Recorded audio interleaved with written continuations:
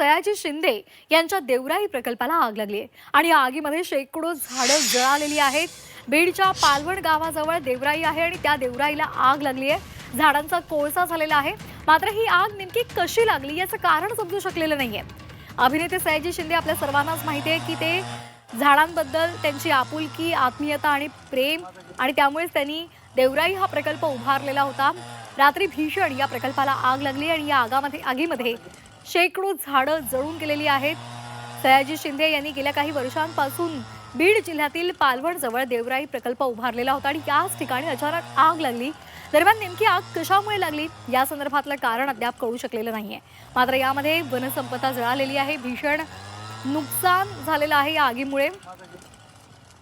ही आग विझवण्याचे प्रयत्न सध्या वन विभागाकडून आणि त्याचबरोबर अग्निशमन दलाच्या जवानांकडून केले जात आहेत।